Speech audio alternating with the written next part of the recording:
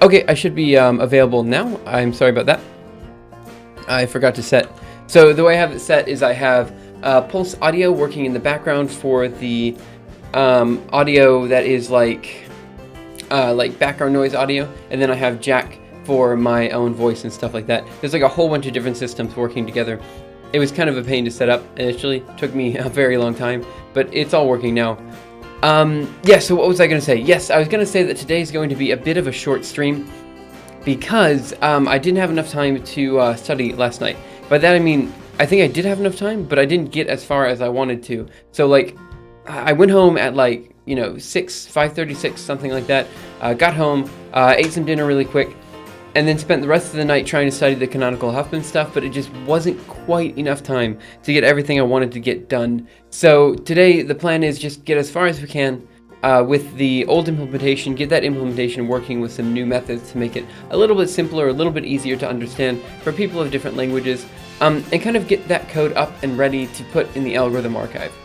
After that point, I don't really have any definite plans, so unfortunately it will probably be a short and kind of scattered stream, but that's okay. So the plan is, right now, I will probably get the Huffman Encoding stuff up and running, perfectly working, well not perfectly working, but working relatively well, and put in the algorithm archive this weekend. The hope is that it comes with a video, so that I have the Huffman Encoding video and the algorithm archive article up and ready to go. And then just make a video on Huffman Encoding, all that kind of stuff. Have that all ready to go. So that when I move on to next week, we can focus exclusively on the fractal flame algorithm. And if we have time, we come back to the canonical Huffman stuff when we, how do I put this? When we put it in the algorithm archive, but maybe not make a video on it for a while. It's going to be, there's a few other algorithms in the algorithm archive that are in there, but we haven't really made videos about, namely like Gaussian elimination and stuff like that. And I think that's probably the best place to have them. I think having the algorithms in the archive without necessarily having a video associated with them is actually a good thing, because that means that if I need to, I can just make a video on those topics very quickly without really having to think too much about those videos that we're creating. So that's kind of my idea there. Okay, hey JSPP, thanks for coming in. Sorry it took me like a minute or two to respond. So let's see, what else do I need to say? I think that's about it. So let's go ahead and get started by talking about Huffman Encoding and what exactly we're attempting to do today before moving on to further things. Yep, so that's the whole thing. Again, as I mentioned before, I'm kind of seeing this whole project as one cohesive thing, not just like a YouTube channel with Twitch support and a book that doesn't make sense without a video. You know what I mean? Like, before YouTube was the main hub, now YouTube is no longer the main hub, so I want to make sure that all of my content is sufficiently up to snuff, which means this stream is part of that, and so is the algorithm archive. So I need to make sure everything is good and sells very well, I don't know what I'm trying to say, but what I'm trying to say is that if the video doesn't come out this weekend, it'll come out next weekend, and I'm not going to really stress about that. So that's kind of the thing. I just want to stop stressing about this kind of stuff, because it is still a hobby for me right now. However, I do want to say one thing before getting started. Okay, so yesterday, you have to realize, I'm in a quantum physics laboratory, right? So this means that I have a whole bunch of incredibly smart, talented, hardworking, clever, intelligent individuals around me at all times. I just use like synonyms over and over and over again. But they're also very friendly and kind and all that kind of stuff. At one point, so I've got this one video on my YouTube channel that is basically like, it's about eggs, like it's egg experiments. It was one of my first videos that I made, and only one of the videos from that long ago that's still up.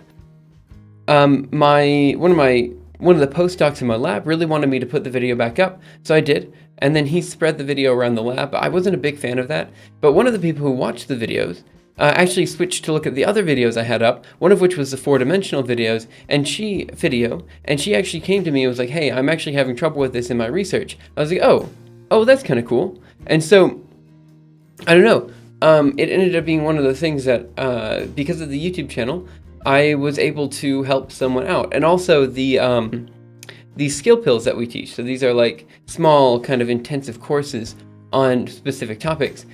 Someone from the media section wanted to make a skill pill on video production for scientists. And they actually came to me and they were like, yo, do you want to maybe give a small blurb on like how to put the videos out there on YouTube and stuff like that? And I was like, yeah, sure, that sounds good. So that was kind of a cool thing. Like, my videos are actually getting traction like in the workplace, which is really kind of nice, I think.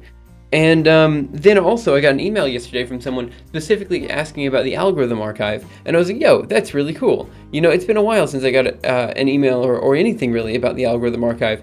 So that means that people are actually reading it and enjoying that content too, which is, in my opinion, really good. I'm a big fan of that, especially because, in my opinion, the algorithm archive is the most unique thing I'm creating. You know, the videos, yeah, the videos are cool, but it's more like my own spin on topics that are kind of already discussed by other people. But the algorithm archive, like the whole cohesive project, is new. Like the fact that we as a community are collaboratively writing a book together, that in principle could, you know, if it gets sufficiently developed, it could replace, you know, large books like numerical recipes or things like that. That to me is very special, and it's something that I'm really excited about. Also, there's a few other people who have models, like internet models, I guess, like economic models. I don't know how to put it, but like they sell themselves on the internet by having websites like this or having, you know, documentation like this. Basically giving companies a place to put their logo on, and I kind of feel like, I don't know, that's nice. You know, if I could basically company sponsor out the algorithm archive, and then you guys wouldn't have to pay for so much of it on Patreon or anything like that, and that could be a viable, you know, economic system in order to move forward there. I mean, I have a history of getting funding for this kind of stuff anyway, for like company sponsors of different academic stuff, so this would be kind of right up that alley. And yeah, I'm kind of like looking into this as a future thing. However, most likely I'll be going to this place in New Mexico after my PhD, specifically because my friend was telling me about all the benefits, and like the pay scale is like 3.5 times what I'm making here for research that I enjoy, and it seems quite good. So like basically in a year, when I'm applying for jobs, I'll be applying to a bunch of different jobs. I'll probably launch a Patreon at that point, and if the Patreon competes with how much money I would be making for an actual job, then I'll probably take the Patreon instead. But if the job just like blows the Patreon out of the water, I'll take the job. And so it's kind of like a weird ultimatum, but that's not what it's intended to be. It's just the honest truth, you know. In about a year's time, I'm gonna have to make a difficult decision between working on the algorithm archive and everything full time, or just doing a typical academic track, you know, going through becoming a postdoc, that kind of thing. So that's where I'm at there. Just wanted to update you guys, let you guys know what's happening there. Okay, so that's about it. I'm sorry about rambling. I do that way too much. I should probably stop. So let's go ahead and open up Zernal, talk a bit about Huffman Encoding for those who maybe don't remember from the other day, and then talk about what exactly we're going to do right now, and why it's interesting. So, okay. So again, there's a bit of a bug where with Zernal, I'm going to have to like draw on it, and then I need to pop it down here and there. You really need a big and good paying community for that. Yeah, I know, that's exactly my problem. We need to basically grow an order of magnitude plus some in order for that to work. So I need to get to like 100,000 or something like that. So I'm kind of intending to delay the like ending of my PhD such that the community can grow enough. And with all the YouTube collaborations, it's not, it's not out of the question that I could grow quite rapidly throughout the year, but it'd be very difficult. And besides which, the job that I'm considering enforces you to work 40 hours a week, which means you can't work more than 40 hours a week, which is kind of nice because that means I can spend the rest of my time, you know, studying and writing the algorithm archive and stuff like that. The only thing I can't do is Twitch, which is a bit unfortunate, but that's the only thing I would not be able to do because of the new time zones. So I wouldn't be able to kind of like stream at the same time, that kind of thing. Ho ho ho, Gathros, what is up? Okay, so let's talk a bit about Huffman Encoding. Huffman Encoding. Okay, that looks like a mo. Huffman Encoding. Okay, so we've talked about this a lot for the past few days. The idea is we take some sort of alphabet and we encode it into some sort of bit string, right? So if we have the string A, B, B, C, D, that's our string. We have some characters that are used much more frequently than other characters. So for example, A here is used 4 times, D is used once. Which means if we're going to convert this into a bit string and we want to minimize the number of bits that we're using in this bit string, it might make sense to have fewer bits for A, which is used more frequently, than D, which is used less frequently.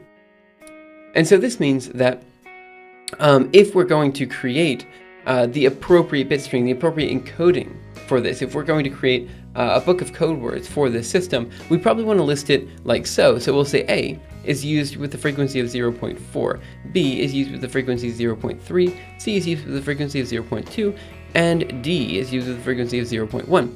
Gathros, I'm actually describing exactly what the Huffman encoding algorithm is right now. So if you watch, you should be able to catch up and follow exactly what we're doing. So if we have the D here and the C here, we can combine these two terms to make a 0.3. Then we combine the 0.3 with the 0.3 to make 0.6, and the 0.4 with the 0.6 to make 1, okay? Now, what I was doing there was I was always adding the two lowest frequency terms together, right? So this means if we go right, if we go down this tree, we progress down this binary tree, we can actually create bit strings or bit representations of each of these characters. So A in this case would be 1, B would be 0, 1, C would be 0, 1, 0, 0, 1, and D would be 0, 0, 0. So A is 1, B is 0, 1, C is 0, 0, 1, and D is 0, 0, 0. There you go.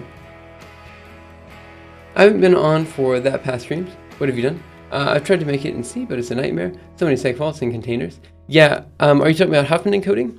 Or are you talking about GathVL? I'm not sure which one you're talking about there. So this is our set of code words here. Now there's a measure in order to basically tell whether the set of code words is more efficient than another set of code words. That's fine, but I don't think it's important for this discussion right now. I've discussed it in the past few days. Today I'm going to leave it without. Okay, we have an uptime command. The Huffman encoding one. Okay, so page, new page before. Okay, so now the question is, as far as implementation details are concerned, we have this implemented in a few different languages, mainly, let's see, Julia, and also in Rust. Gusterborn also put it in Rust. So now what we want to do is put it in another language, or rather we want to make the Julia implementation more robust and cleaner and stuff like that. We have a basic implementation up on the Simuleos GitHub directory right now, but it kind of looks ugly. And there's a few things to fix. And so we're going to go through and try to fix all those things today.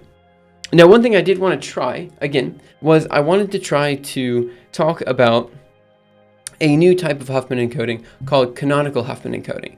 Canonical Huffman. But I'm going to leave this for another day, because the canonical Huffman encoding, though incredibly cool, is also a bit more complicated than the other Huffman encoding we have, and it's a good, I guess you could say, segue into like more precise data compression methods. So that's something to use, something cool there. Why do you use queues? So for our system, we use something called a priority queue. However, you don't necessarily have to implement it this way. Gusterborn implemented it with another way in the end.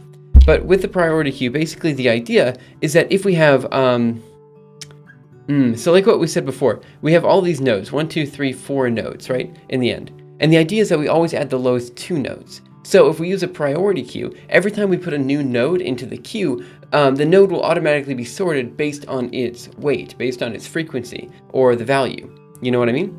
So this means that if we have a 0.2 and a 0.1, and we add these two guys together, it's super easy. Right? Because all we have to do is pop the lowest 2 values, right?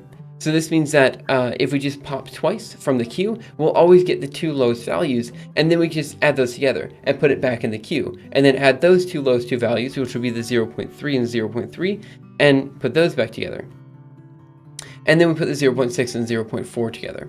No, in the end, Gusterborn, with his Julia implementation, did choose another way. So let's go here. and I think I put it in bookmarks. I think I bookmarked it. Yeah, so Huffman.jl. So in the end, he has... Oh, he still has a queue, but he did some other stuff here. It's more complicated than the... Use queue sort? No, queue sort's much less efficient. The priority queue is much more efficient than using any sort of sorting or anything like that, because this means you have to sort every time. Meanwhile, the priority queue automatically sorts when you put it in. So it's much better to kind of use a priority queue in this implementation. I'm not saying it's the best implementation. There's probably other implementations that are better, but the priority queue does exactly what we want without any fuss. Plus, if we use a vector of some sort, and we just sort it every time, we're going to have to continually take the vector container and make it smaller and smaller. So we're going to have to continually remove and append elements to this system, right? And adding and removing elements to a vector is just incredibly slow. So we probably want some other way to do that. Yeah, okay, you're right. Yeah, maybe you're right. Maybe in C it might be better.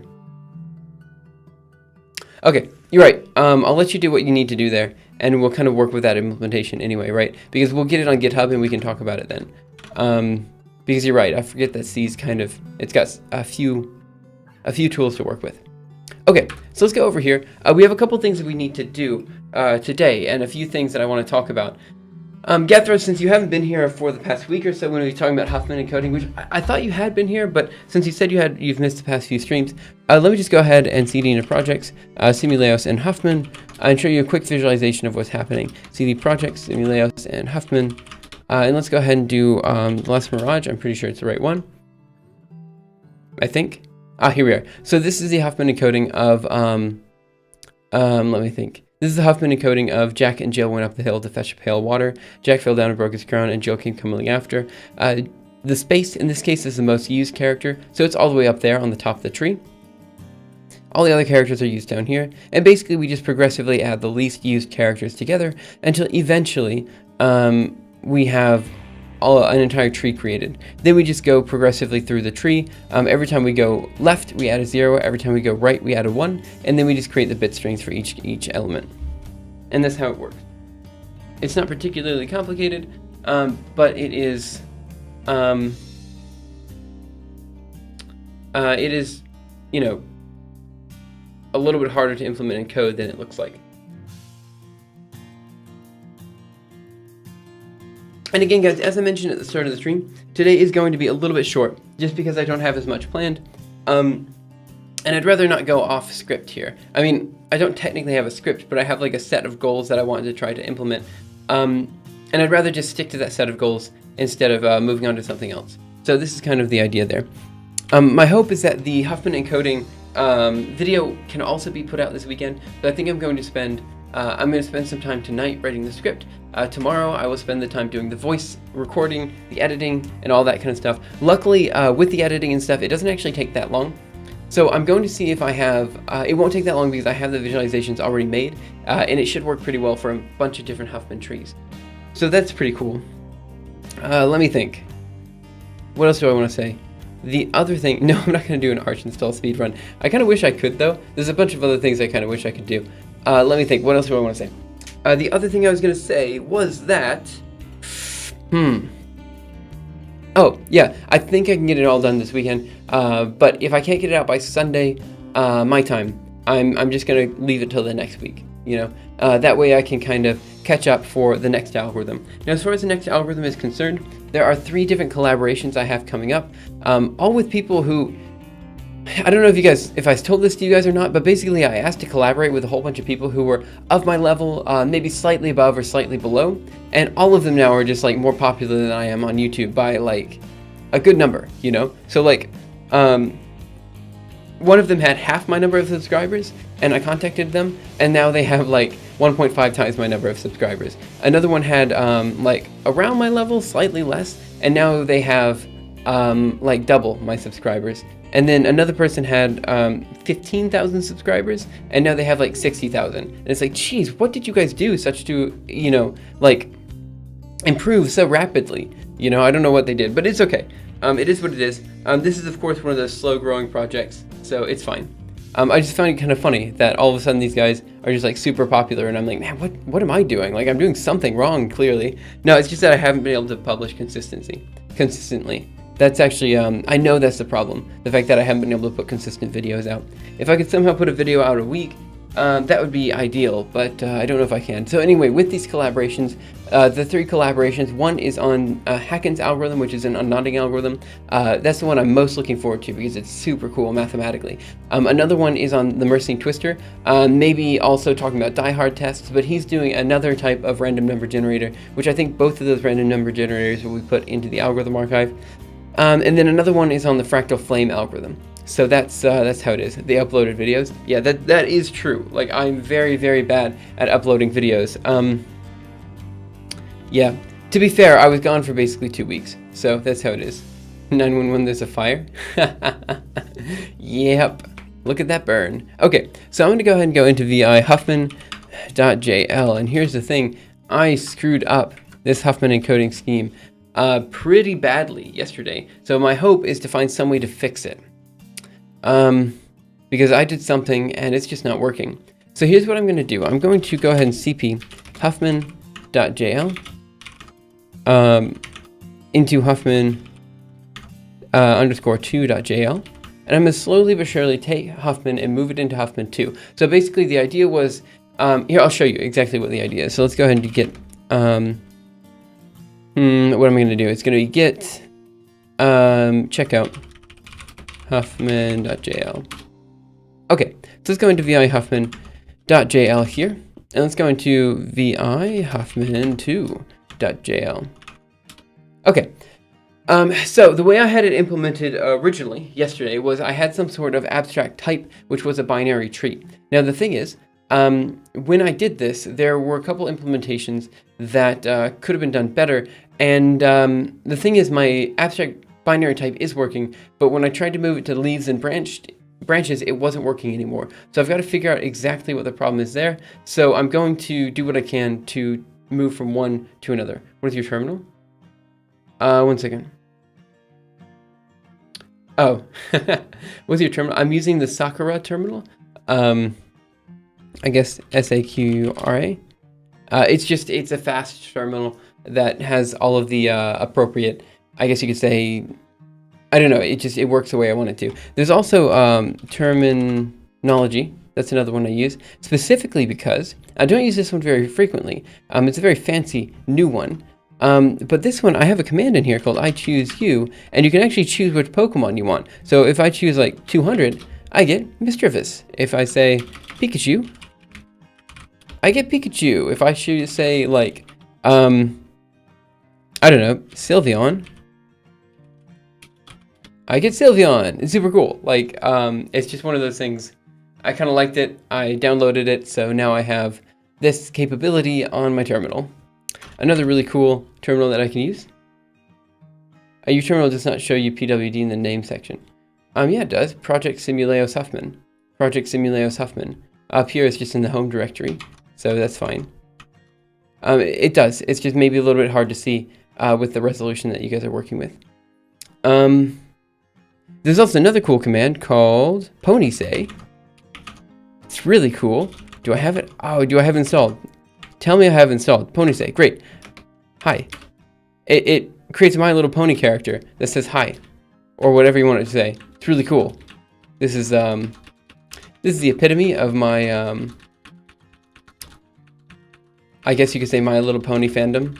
I don't really like My Little Pony that much, but it's kind of neat. It's just that someone went through the effort. I believe you can adjust that in the bash IC or something. I did configure in something a while back. Yeah, I'm not sure. Okay, so basically the version that I have with the abstract binary tree type is working. So let's see, run Julia, Huffman.jl. And this one should be working. Yep, AAAABBBCCD. That's what we were encoding.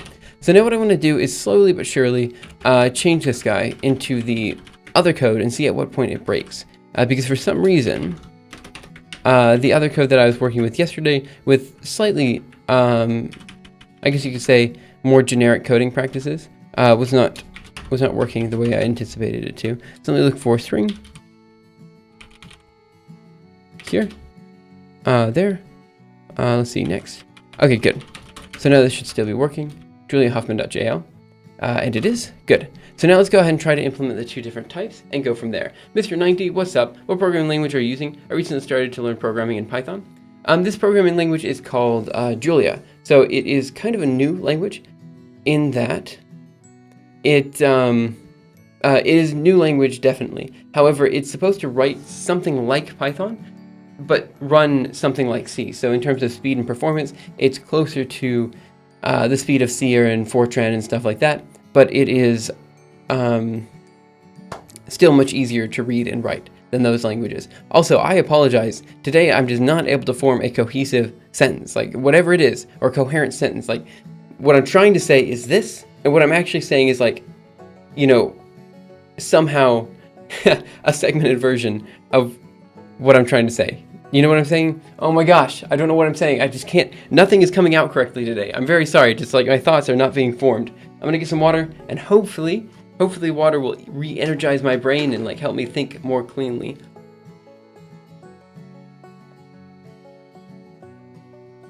Oh, I think I know what you're talking about.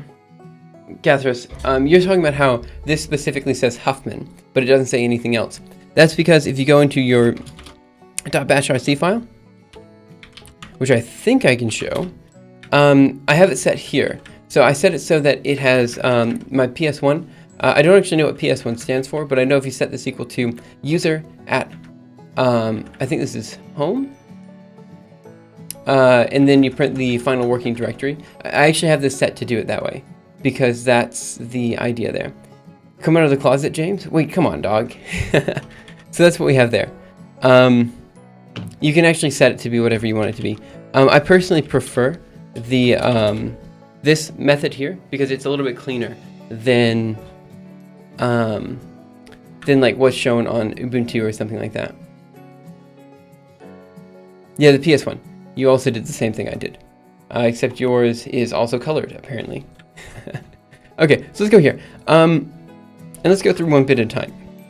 So Huffman2.jl. So what I'm going to do here is I'm going to change this abstract type into 2 different mutable structs, which will be for the leaf and the branch. Now the thing is, this particular implementation, actually, which implementation is cleaner is the question. Okay, well, let's create both implementations, look at them side by side, and then see which one is better. Leo just doesn't. Wait, what do you mean? Oh, Leo's just doesn't. Yeah, I can send you actually what I have there real quick. Here, so let me just go here. Bash.rc. Here's what I have. I set PS1 equal to this. So that's what I put down. Okay. So let's do Huffman2.jl and let's go ahead and implement what we have. Because at some point this breaks and I'm not exactly sure when. So let's do mutable struct. And we're just going to call it a leaf. Oh, there's actually a bunch of changes here. Yeah, okay, that's okay. Leaf. And let's just go ahead and copy all these guys down. Because I think we can. So all of this should still work relatively straightforwardly. Here. There. Okay. Now what we're going to do is we're going to remove these abstract types up here. Okay, so now we have the leaf and everything else. So what we have to do is basically implement everything we have down here. Actually, you know what? Screw it. Let's just work with Huffman 2 and figure out exactly what's going on with Huffman 2 because there's too many changes to Huffman. vi Huffman _2. But let me show you what the problem is currently. If we run, let's run Julia Huffman2.jl. We get some problems. Let's go ahead and fix those problems. 84. It says error, invalid character, literal. Okay, well, let's go ahead and fix these problems. Move one at a time. See how far we get. If we can't fix all the problems by, let's say, 6 something, then I'll go ahead and close the stream then. Again, it's a short stream today, but it's good to go ahead and just get in the habit of streaming every day whenever I can. You update bash by using either reset or source dot slash bash rc. Either of those should work. I think reset's the one that you probably want. If you just type reset in the terminal, it just resets everything. So reset. There you go, reset. Okay, so what was I gonna do? Yeah, or bash profile, whatever it is.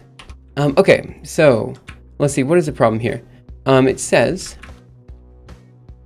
that we're running into a bit of a problem on line 84, which is what we just looked at before. So it says temp node is equal to leaf, wait key there. So basically it's being initialized incorrectly. And that's because our key over here, okay, what it wants actually for 84 is it actually wants the bit string there. So that's gonna be that there, right here. And let's go Julia Huffman 2. Now it says cannot convert string to type character, and this is going to be at line 84. And again, this is initialization, and it says cannot convert. Where is key? Key is equal to DQ waits. Let me go here real quick and say type of. Let's say print line type of key. Let's go here and run Julia Huffman 2. It says it's a string, but I actually want it to be a character. So let's go ahead and X here, remove some of the stuff here, DD there, and change this to 1. Let's go here, Julia Huffman 2.jl. Okay, so that did something. No method matching string character. So this is going to be in decode 120. Here. So it says final string is equal to final string star current dot key. And let me see, what is the problem here? It says no method matching string and character. So you're telling me I can't concatenate a string and a character. Let's go into Julia real quick. And let me try something. I'm going to say A is going to be equal to character. A, is this allowed? No. What can I do here? A is going to be equal to A. Okay, good. That looks like it's a character. Type of A, and is obviously a character. So now we're going to say B is going to be equal to hello. And let's do B star B to add the strings together. B star A, and that's not going to work. Okay, good. So what I want then is B star string of A. Yeah, that's what I want. Wow, okay, that kind of worked. So let's go here, Control D. Let's try Julia Huffman 2.jl.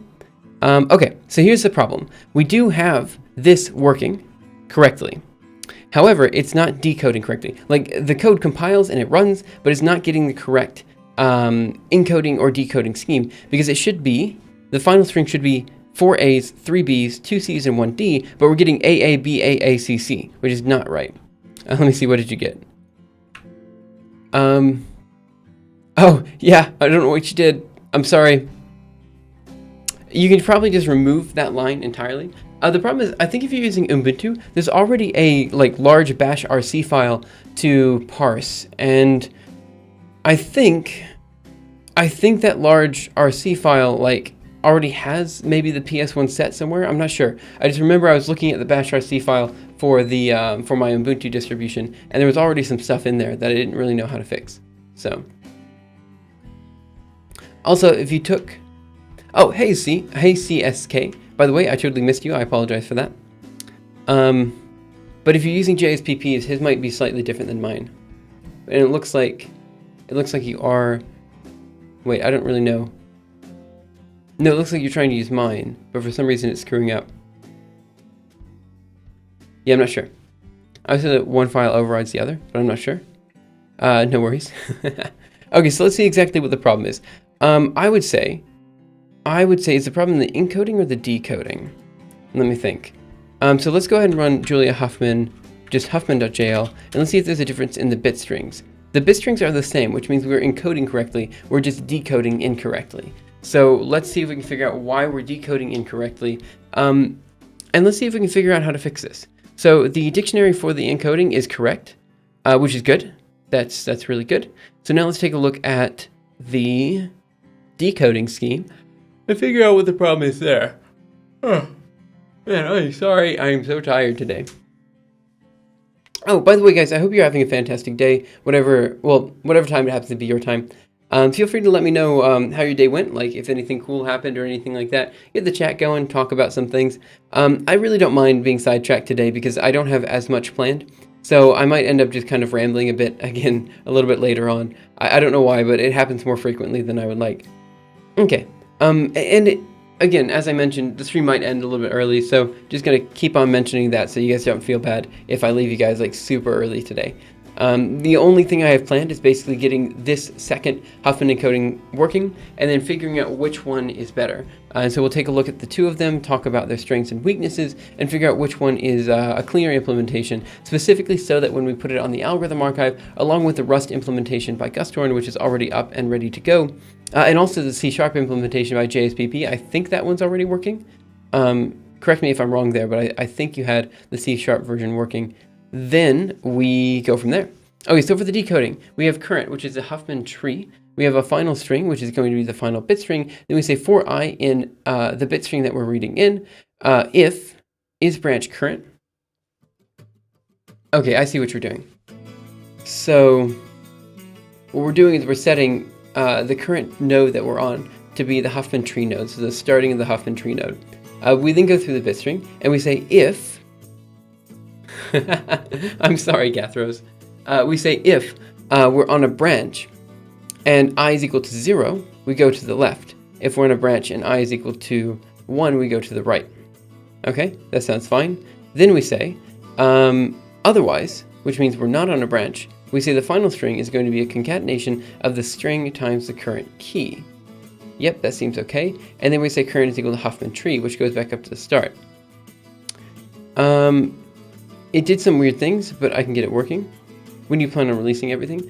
My hope was to get everything up and running from the algorithm archive probably Sunday morning my time, so that would be Saturday evening your time. That's kind of the idea. So I want to do it 7 o'clock a.m. Japanese Standard Time on Sunday. That's when I want to release everything. So it's going to be a bit of a busy Saturday, but hopefully Sunday I can spend most of the time studying for the next algorithm we do, which again kind of depends on which of the collaborations get back to me. So I'm expecting it to be either the random number generator or the fractal flame algorithm, and then after that we'll do the unknotting algorithm. The unknotting algorithm is by far the coolest of the algorithms we'll be covering, but it's also the, how do I put this? The most complicated and also the one whose collaboration is the farthest out. So, then of course we have collaborations with other people. Draw Curiosity said that she wanted to do a collaboration with me when she gets back into making videos. And also I kind of sort of talked to a few other people, but I don't want to say any of their names. Obviously I talked to Grant and he's kind of keen, but it's going to take forever because of course he's a big YouTuber and has a whole bunch of things up his sleeve. And a bunch of stuff there. So that's what I was saying. With all these collaborations coming up, it should bump my YouTube audience up a bit. And so that's why I was saying that, you know, it's not unreasonable for me to assume that I could gain a large number of subscribers by the end of this year.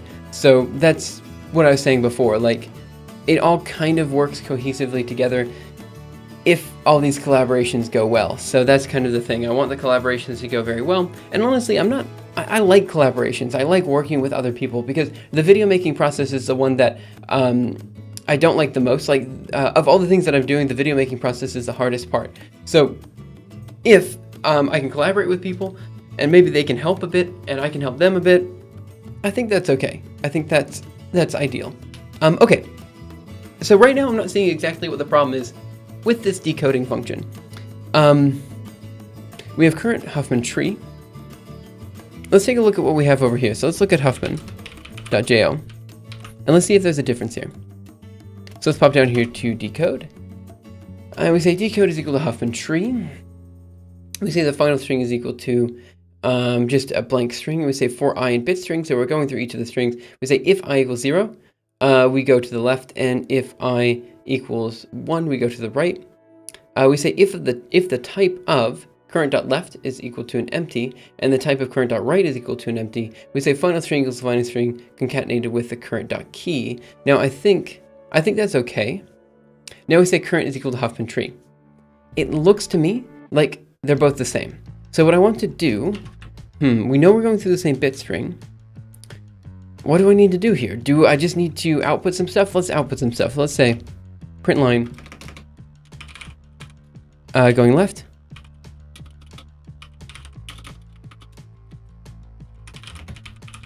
Yeah, let's output some stuff here. Yank paste. And we're going to also paste down here. And I'm just going to say returning to start.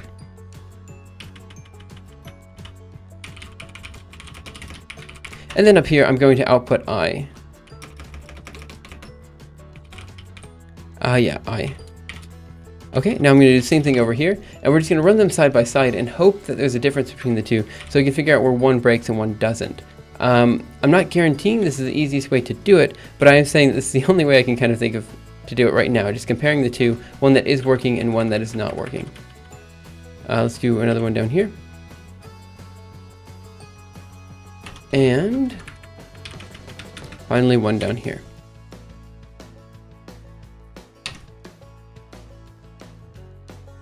Oh, I see. Right, quit. Right here. And let's go ahead and run juliahuffman.jl. Ooh, that one's going to be hard to look at. Let's go here, right, quit. Let's run juliahuffman2.jl. Okay, so here's what we have. Let's take a look at them and see what's going on. What do I have here? From ArchWiki, PS1 is a primary prompt, which is displayed before each command. Thus, it is the one most people customize. Fair enough. I think I actually use the ArchWiki to get documentation on how to customize. Really hard to find a good tutorial, blog entry, or something like that. Yeah, so to be fair, the ArchWiki is, in my opinion, probably some of the best documentation for any Linux distribution out there. It's relatively good. So let's see, it says going left, then it says returning to start. Oh, now that's interesting. They are clearly different. It says going left, and then it says returning to start immediately. Meanwhile, this one over here says going left, and then it goes left again, and then it returns to start.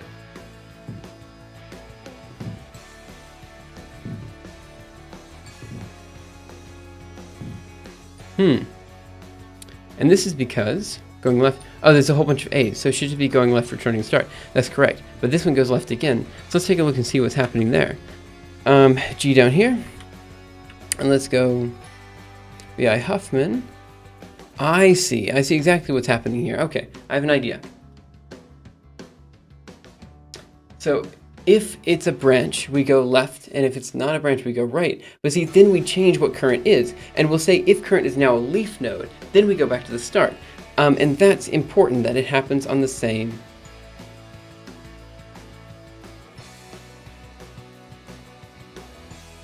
Yeah, okay, I see. So let me think. I think I see what the problem is.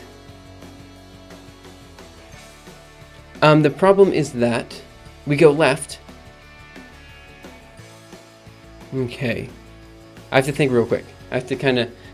The cogs in my brain are churning. You can see the smoke coming out of my ear. Let's see. For I in bit string, print line I. If branch is current, then we go, if it's a branch, this is what I need to do.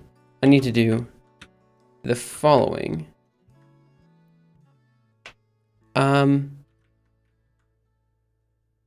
This shouldn't be in an if statement. It should be if is branch current, else. And then this should be an error. Then I say if it's not branch.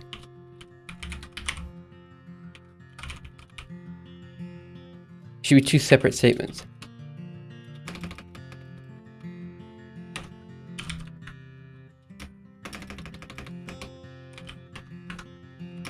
And let's do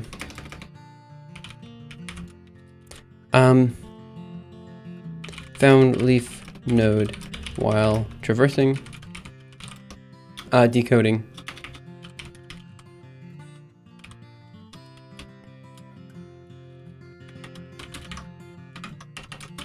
Let's go into juliahuffman2.jl. And that one worked. Great. Okay, so now let me see if I can clean it up to make it a little bit nicer.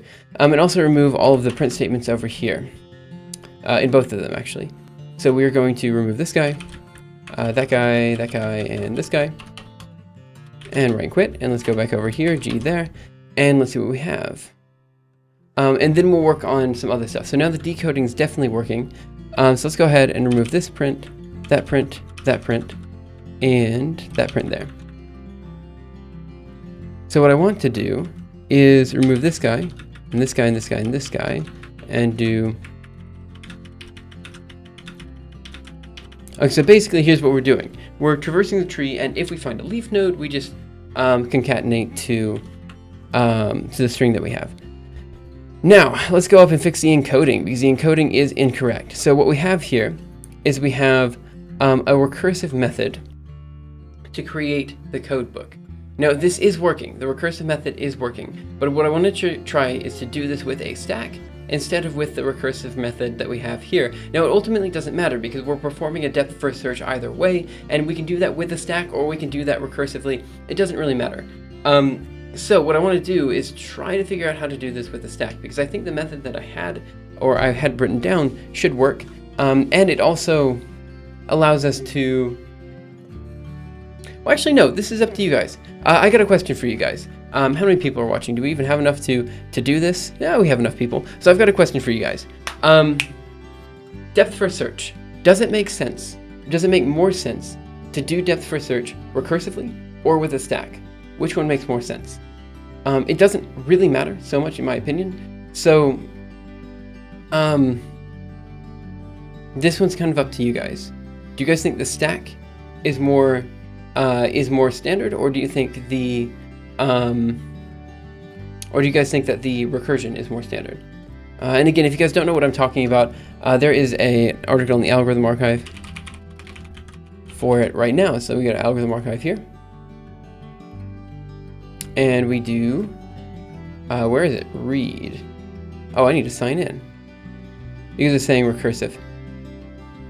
Okay, so we got one vote for recursive. Actually, hey, let me do a straw poll, and let's see what we got here. So,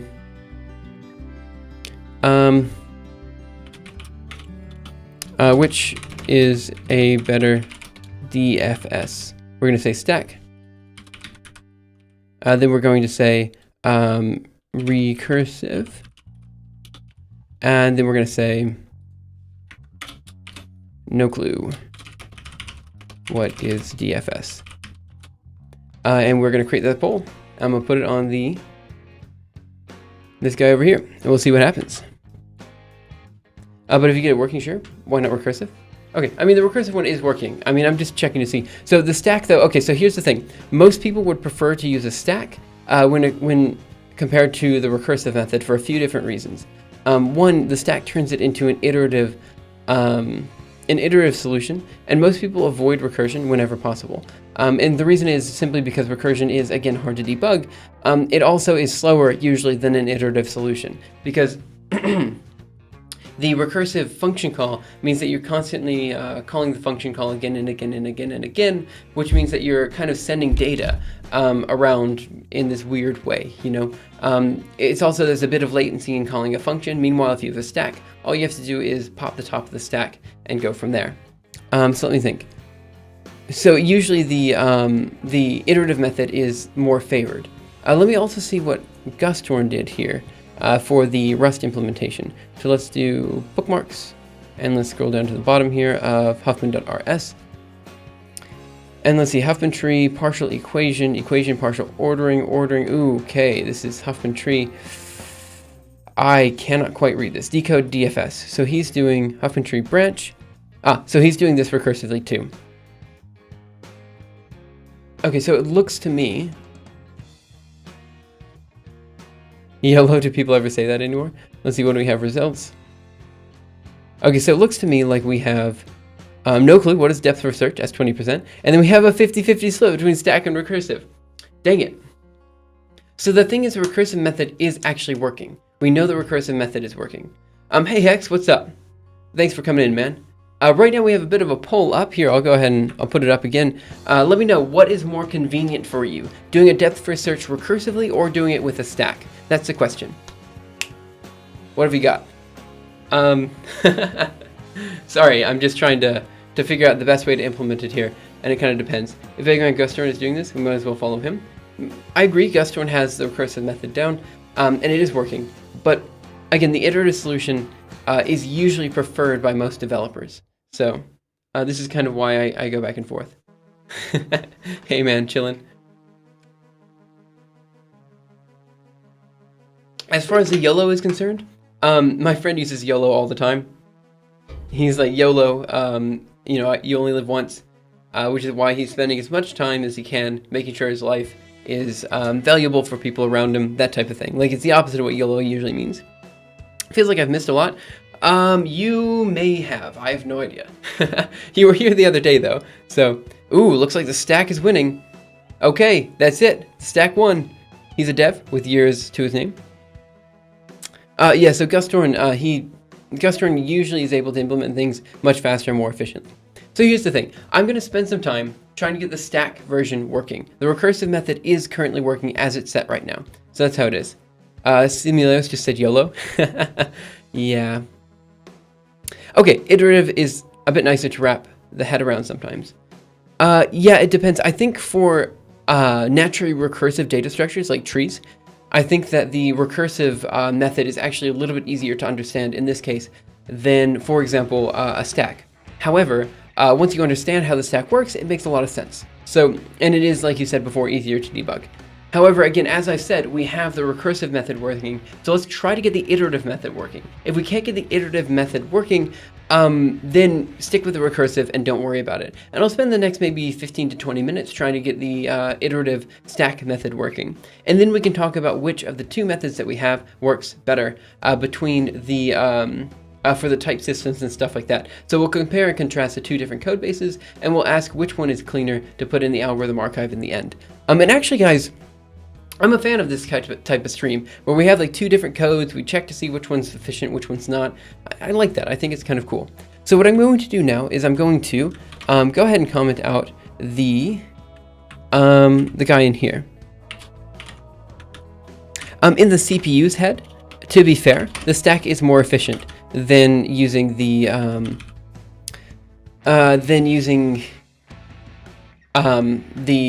recursive method. That's definitely true. Okay, so here is the create codebook command. Let me go ahead and run, what am I going to run? I'm going to run Julia Huffman2.jl. Actually, this one is also working. So the stack and the recursive method are actually both working. It was just a decoder that wasn't working before. Okay, why is your name dark in Laos IRC? Oh, it's because he said Simuleos at the start. So if he says, then if you say that word, it naturally assumes that you're talking to me. So if you do that, anyone just say my name real quick without the ampersand, just say Simuleos and it will ping it on my screen. And that's what happens. I do like the dark theme. No, you literally, yeah, anyway, it's okay. Okay. So what was I going to say? So both methods are working. Let's talk about the difference between the two of them. So on the one hand, no, not at Simuleos, just Simuleos. So Simuleos is not equal at Simuleos. They're different. So just Simuleos. There you go. Got it. JSPP has it. There we go. It's an IRSSI thing. It's an old school IRC client. So it's kind of assuming that you you don't have like all these fancy, you know, Twitch functions added on top of it. Okay, so what do we have here? Okay, so they're both actually working. I was incorrect. You know, I spent like 5 minutes talking about it, but I was totally wrong. The decoder just wasn't working yesterday. So now that we got the decoder working, everything is fine. Okay, so let's take a look at what we have here. So for the recursive function, let's go down here and let's take a look at what we have to do to get that one working. I'm just going to go ahead and format this guy just because, you know, getting the spacing right and everything. Move this dictionary down to the next line. Okay. So for the recursive method, here's what happens. I don't know. I'm sorry, Gathros. For the recursive method, the system looks like How should we do this? I guess I can... Okay, here's what I'm going to do. I'm going to open up Huffman 2 twice. I'm going to open it once over here via Huffman 2 _2, and then we're going to open it up again. So the straw poll says use the stack. So now we're going to open it up over here. So we have two different ones, and let's take a look at the difference between the two codes. So if I go down here, I'm going to say the terminal on the right will be the recursive method. So that means it looks like the following. And actually, let me change result to be called codebook. Here. There we go. Now let's go down here and let's do the stack method. So the stack method is going to miss these functions up here and these down here. Okay, so here's the difference between the two of them. For the stack-based method, we just have one function, but it's kind of sort of large. For the recursive method, we have a very small function, but we have these two functions up here, which is function codebook recurse. This is the one. Oh, me using terminal for too long and seeing as a location, not a command. Yeah, I do the same thing. Linux master race. Okay, so here's the difference between the two of them. Honestly, I think the stack-based method is winning out, in my opinion, because the stack-based method doesn't require an external function call. It should, in principle, be faster. Yeah, I think I'm leaning towards the stack here instead of the recursive method. And again, that's what the straw poll said. So you 6 people who voted, I'm sorry for the 3 people who voted against the stack. I am so tired today. I'm like stretching and yawning while I'm streaming. This is good quality educational content right here.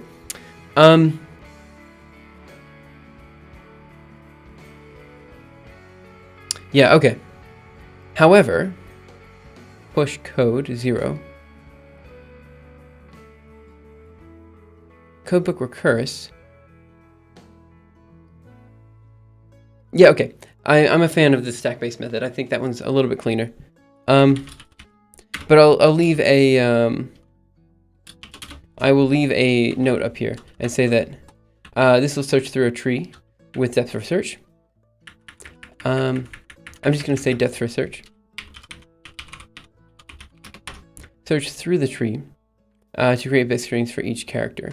Guess I'm going to break it there. To create bit strings for each character. Let's put a note here. Any tree traversal. How about depth first search?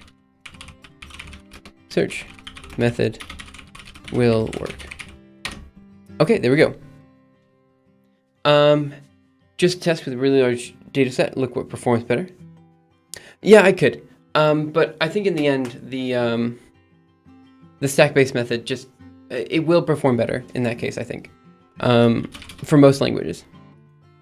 But again, for like C and C++, I think it depends on the language, really. So I think for like Haskell and stuff like that, obviously the recursive method is better. But for like maybe Java or object-oriented languages, the stack-based method is probably better. So you have to kind of weigh the pros and cons of whichever language you're using. And I think that's fine, because I think we have both depth first search methods in the algorithm archive already. So I'll just write the algorithm archive in such a way as to say, hey, use whatever depth first search makes sense for your language. Here for Julia, we're using the stack-based method, but obviously you can use other base methods if you want. And that's pretty good.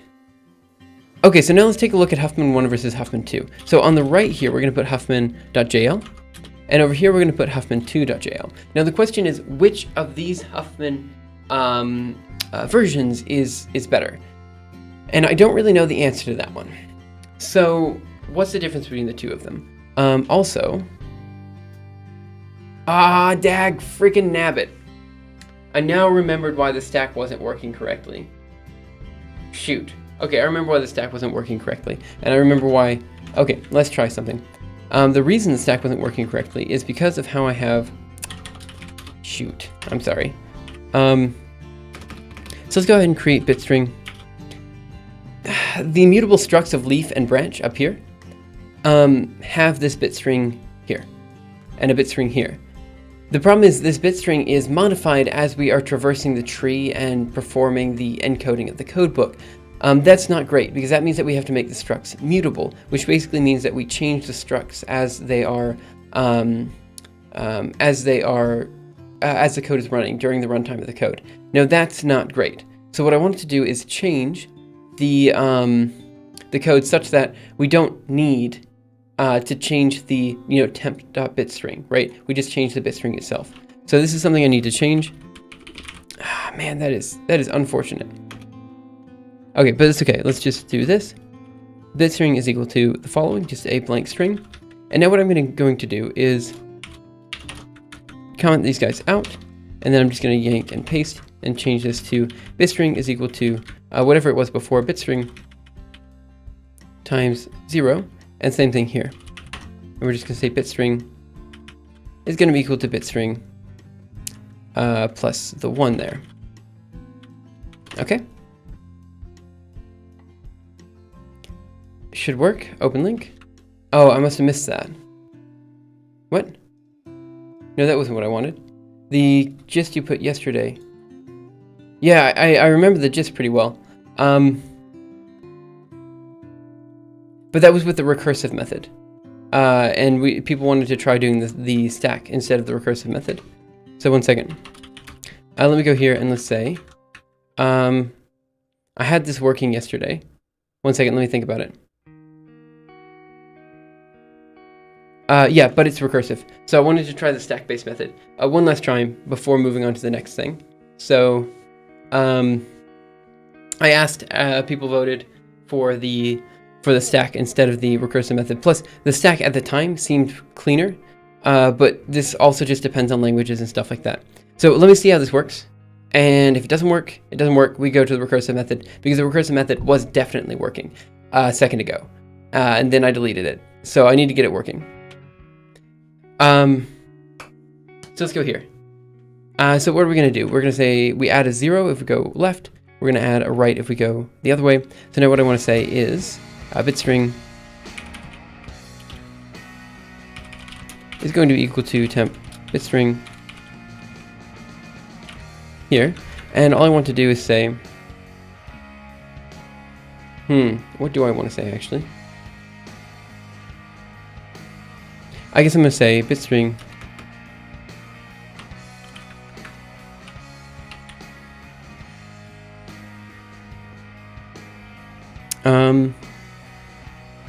yeah, so I'm going to go down here and say temp bitstring equals bitstring. Go here, let's run Julia real quick. That's Huffman 2. That's correct. And then down here we just say codebook is equal to bitstring. Okay, that's incorrect. Whatever I did, I screwed it up. Okay. You recommend shredding it? Deleted, only recommend. I recommend using version control. Yeah, I'm sorry. I screwed up. I screwed up big time. Let me try to fix this one more time. So we're gonna do right. Let's see. If we go left, we add a 0. If we go right, we add a 1. That seems fine. We have some sort of bit string here. We say temp bitstring is equal to bitstring. We say if it's a branch, again we go 0. And then we return it back to the temp bitstring it was before. So 0, 1, right? One second, I have to think about it.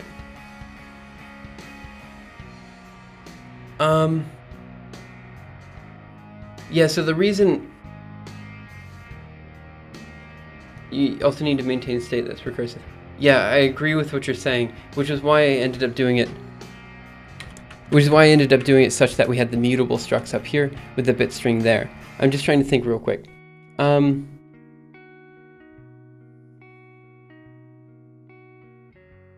Okay, yep, I agree with you now. That's correct. So with the stack, it looks like the following. And let's do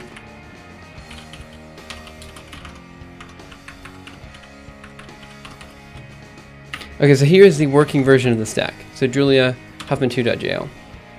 Never mind, it's not working because temp bitstring is not defined, but let me fix that. Okay, so here's a working version with the stack.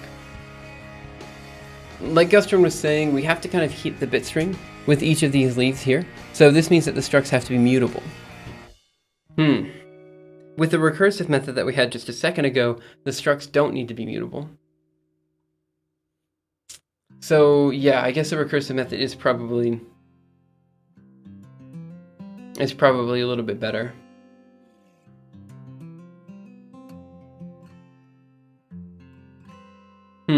But I'm slightly intoxicated, so I could be wrong. Here, let's put both versions up again. Now here's the thing, I did accidentally delete the last version, so let me just go to my history. I'm showing my internet history on stream. Is this a good idea? I have to think about this one. I think it's fine. I think there's probably just a bunch of Reddit. Yesterday, Thursday, Reddit, AM. I'm looking for AM. Tree.jl, I think this is the one I'm looking for. No, not quite. I'm looking for recursive.jl. Yes, that's the one I'm looking for. I got it. I found it. All right, shoo. I'm hoping I didn't look at anything crazy there. That's probably okay. Function codebook recurse, that's what I want. And this guy works basically out of the box. I think there were a few changes that I had to make, but it ultimately works out of the box. So let me just pop down here, put this down here, and let's see, function gen codebook. All I did was do D3D, put it down here, and then comment these guys out here.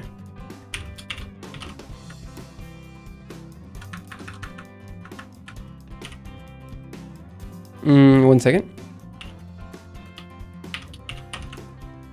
4:30 a.m. That's the spirit. It's semi pseudocode. You'll have to change stuff. Yeah, I'm trying to remember what I had to change though. I should not have deleted this. That was my bad. Remember having to change that earlier, and this earlier. But I thought this worked. Let me try something. Tree not defined. Oh, yeah, one second. 43. This is going to be node.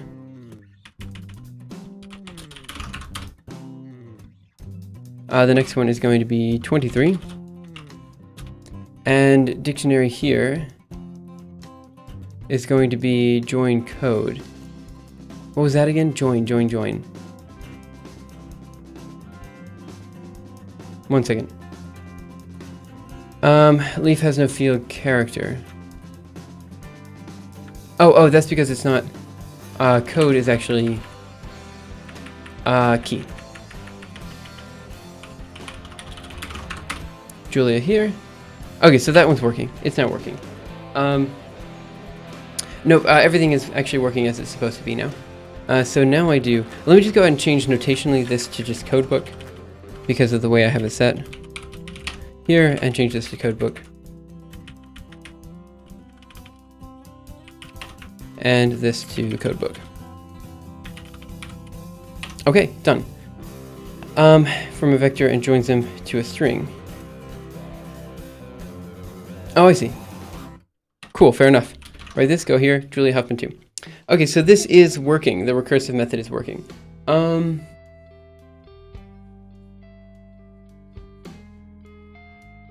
And the nice thing about this is that we can turn these structs into immutable structs. So let's see, I'll go up here.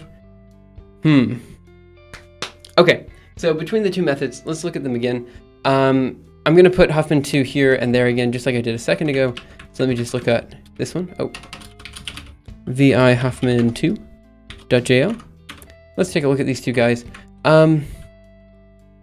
Okay, so the one on the right will be the one with the recursive method. The one on the left will be the one with the,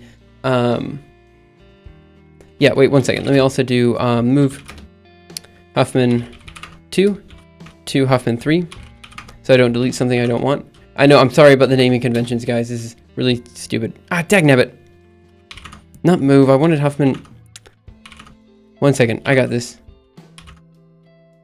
Okay, now I should be able to write this just fine. Now I want to go into vi Huffman Huffman 2 is going to be over here. Huffman 3 is going to be over here. There we go. Okay, so we have Huffman 2 on the left, Huffman 3 on the right, and now I'm going to show the difference between the two of them real quick and see which one's cleaner. So we're just going to change this to struct, change this to struct. We're going to remove this, remove that, and then we're going to remove all this code down here for the stack. Okay, now on the other hand, over here, we're going to remove the functions here. And we're going to remove these guys here. Okay, here's the difference between the two codes. This one should compile, so let's run real quick Julia huffman2.jl. Load error, crap. Oh, I see the problem. So let's also go down to leaf and change this here. Oop.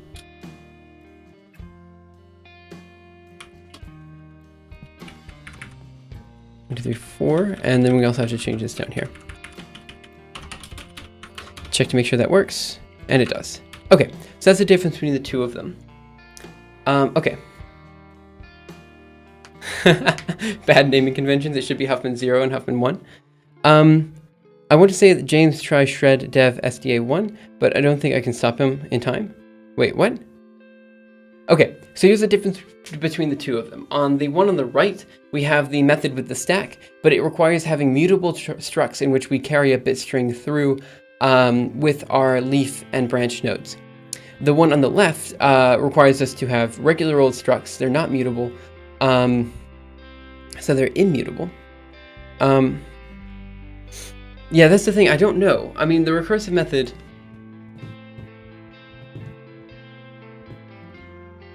I mean, it is a naturally recursive data structure, right? So, I mean, you're right in that it makes sense to use a recursive method here.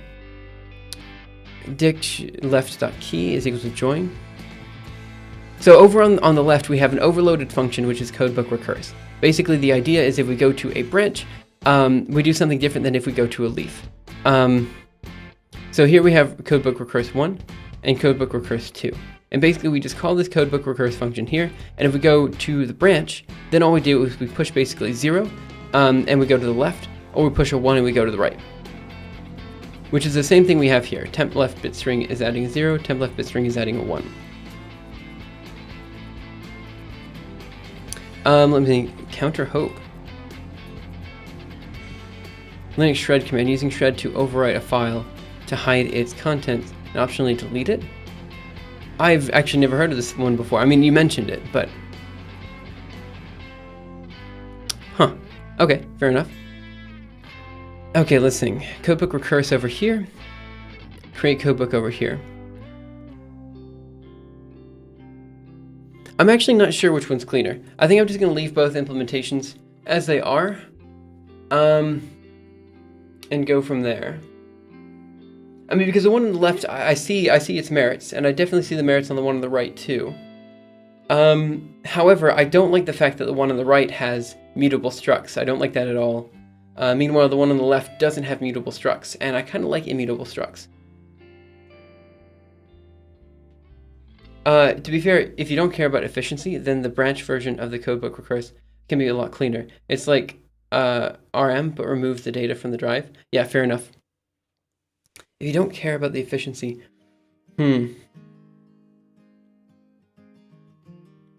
Okay, so let me think.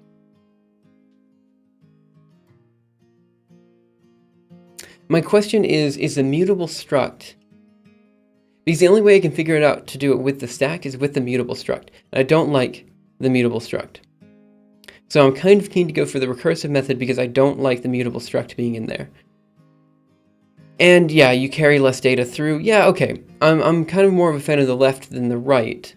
But if there was a way to get the stack working without the mutable structs, then I'd be more keen to keep the stack method, because I feel like stacks are usually more efficient than recursion. However, the recursive method is much easier to implement than the stack-based method, in my opinion, for different languages. Like, for example, no, I mean, the stack-based method is also quite clean. It depends on the language. It really depends on the language. So I think just leaving this note in here saying that the depth for search is dependent on the language and stuff like that, I think that's fine. Let me also take a look, since we have Huffman 2 and Huffman 3, let me also take a look at the difference between Huffman .jl and also Huffman 2.jl. Okay, so here we have a bit of a difference in that the method on the left uses, rather than using the struct, leaf, and branch, we use an abstract type. This was the preferred method, using the abstract type, as of Julia 0.5, but I think in Julia 0.6, if type is a deprecated, if type is deprecated syntax in Julia, then the whole abstract type system is also too deprecated, right? Because this would mean that we have a type empty and all this kind of stuff. So now the question is, do we use the abstract type system in the end or not? And I think the answer to that is, I think the leaf and branch is still cleaner than using the abstract type. Because for the abstract type, the only way you can find if it's a leaf node or not, I mean, I can create a function that is leaf, and we can use that down here. So that's not that big of a deal. But the only way we can tell if something is a leaf or not is by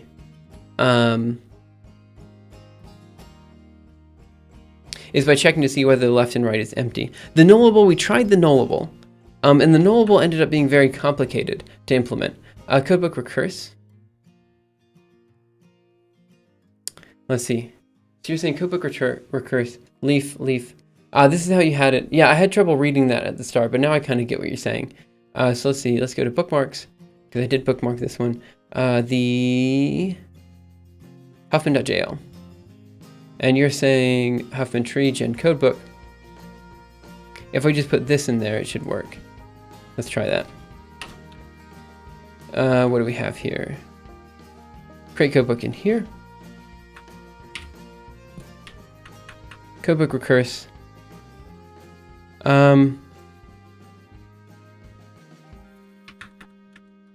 Result. Yeah, okay. So in principle, this should work. And we can comment these guys out up here.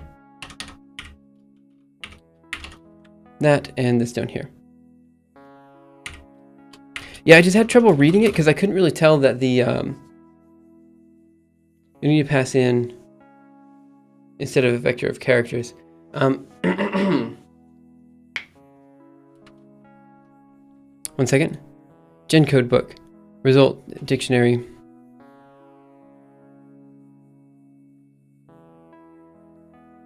Wait, what do I have to read it? One second. President.jl. No, you sent me something just a second ago. What was it? Where was it? Open link. Okay.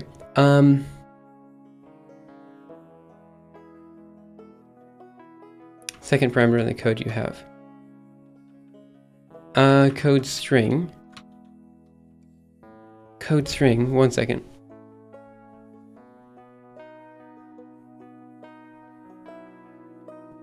Oh, I see what you're saying.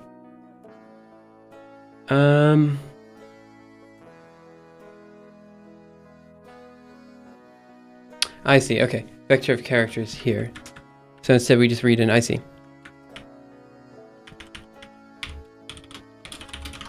Let me see if this compiles and works. Julia Huffman 2.jl. Does not. Let's see, what do we have here? 42. I probably just screwed something else up. Codebook returns, it says type leaf has no field character. That's because that's called key in mine. Leaf.key.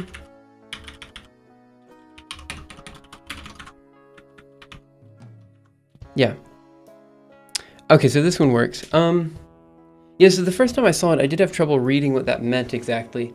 But I guess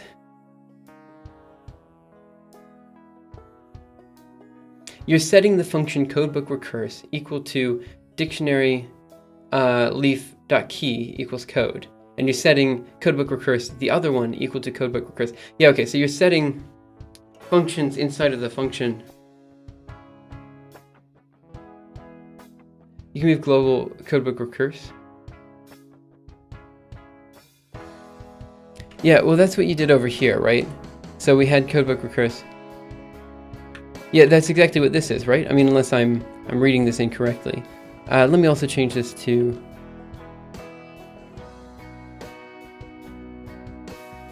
But wait, what's the difference between what you're saying? So moving them into the global scope is just doing this, right? Let me think. So maybe changing this to string or something like that. Oh.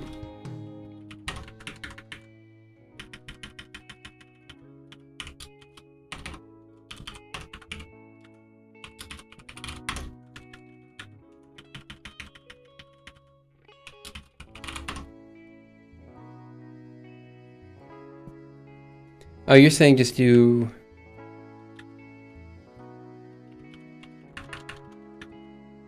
this?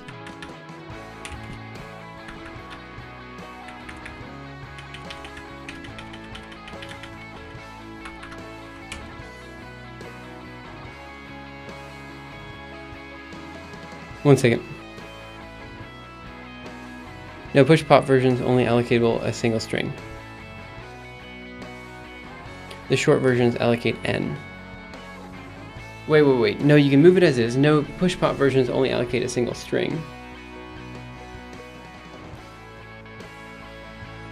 Okay, so what we actually want then is...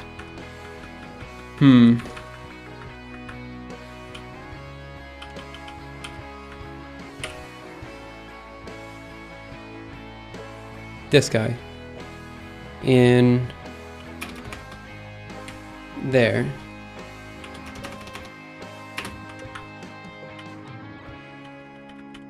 I don't know what I'm doing space-wise. Okay.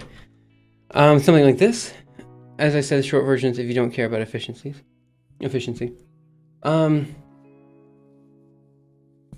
Okay, so let me see something real quick. So what I want to do then is move these guys down here.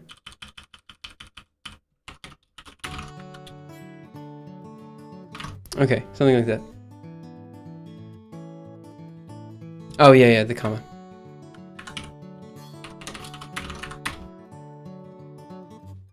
Although the comma seemed to work too. I don't exactly know what the comma means in that case. Yeah. I use dictionary. Oh yeah, equals code, you're right.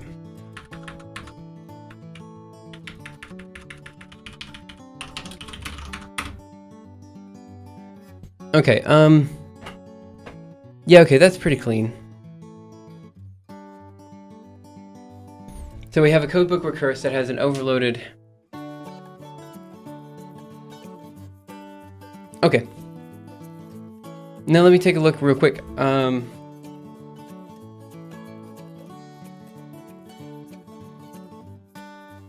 Yeah, I guess it's easy because we're attacking a... how do I put this? We are attacking a recursive function with recursion, so that makes sense. The stack is, in principle, okay, the stack-based method, but the problem is then we have to use mutable structs and... I don't know. Okay, let me take a look over here. The abstract type thing, I still... Yeah, I guess it's apples and oranges, or, you know, like... Okay, every time I say we're comparing apples and oranges, I think we're comparing two like objects, but it always means we're comparing two just unlike objects, which always drives me nuts, because it's like, apples and oranges are both fruit, right? So like you totally compare them. It's not like you're comparing apples to like horses or something like that. Like apples and oranges are totally comparable. Anyway, let's go into Huffman real quick, and let's take a look. So the only other thing I'm questioning now is the abstract type, whether we want to use the abstract type or not. And again, my argument for why we probably don't want to use the abstract type is because I think type is deprecated. Is it deprecated though? I just think it doesn't say it's deprecated. It just says it's, yeah, it doesn't say anything about it. You can do the two separate structs with an abstract type. Yeah.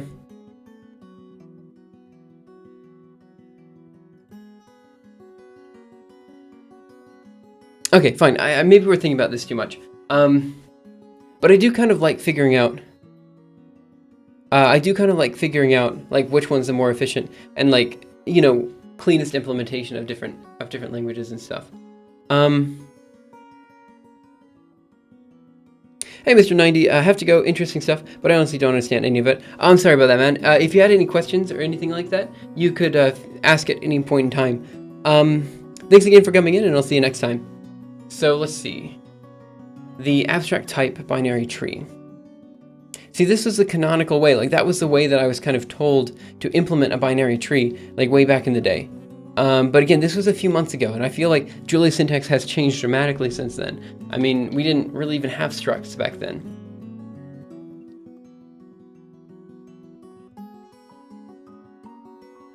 I think union underneath does something very similar to creating an abstract type, if I remember correctly. Like, for example, there's like a type, there's like a type number, which has like, you know, floats and ints and all this kind of stuff in it. And that's basically like, in a way, a union just kind of points to another abstract type on top of it. So it should be about the same. Man, I don't remember. With abstract type collections, you need an extra allocation per item. Yeah, okay. Fair enough. Okay. I'm set. I think the leaf and branch implementation is probably the best one here. And I think with the recursive codebook, it's probably correct. You've convinced me, Gustorn. I think that's probably correct. Okay, so let's go ahead and write and quit there. Let me go ahead and do git add Huffman.jl, and let's go ahead and move Huffman 2.jl into Huffman recursive.jl, and let's do git add Huffman recursive.jl, and let's do git commit -m. Adding a new version of Huffman using structs and recursion. Git push origin master. Okay. So let's see, what do we have here? I think that's about it for the day, guys. I mentioned that I was going to do some canonical Huffman encoding stuff, but quite frankly, I didn't get all the way through studying that. I know I mentioned this earlier in today's stream, but I just didn't quite get far enough where I'm comfortable talking about the canonical Huffman stuff today. So I figure what I'm going to do is I'm going to maybe come back tomorrow and work on like kind of the visualizations and stuff of Huffman encoding one last time. But ultimately, we're pretty set to make a video and write the algorithm archive article this weekend, which is what I'm going to attempt to do. So we'll see how that works. On Sunday, I might come back with the with some other stuff, but ultimately I don't know if I'm going to stream tomorrow. I'm 50-50 on it. So if I do stream, it's going to be on like making visualizations and stuff for the algorithm archive. I'm going to try to make something that's a little bit cleaner than the visualization I have currently for Huffman encoding, but we'll see how it goes. Let me think. Outside of that, I think we're good to go ahead and close stream. So thank you guys so much for coming in. Have a great day, night, afternoon, morning, evening, whatever time it happens to be your time. And I will see you around next time for the next episode of Simuleos, which might not be until Monday my time, but it might be tomorrow. I don't know. I'm kind of 50-50 on that. But ultimately, if it's not till Monday, we will be working on a new algorithm. I haven't decided which one that will be. It'll be a mix of one of the 3 collaborations I have coming up. And if it's tomorrow, it'll be working on some visualizations for Huffman encoding for the algorithm archive and stuff like that. So that's about it. Thank you guys again so much for coming in, and I will see you next time. Bye, guys.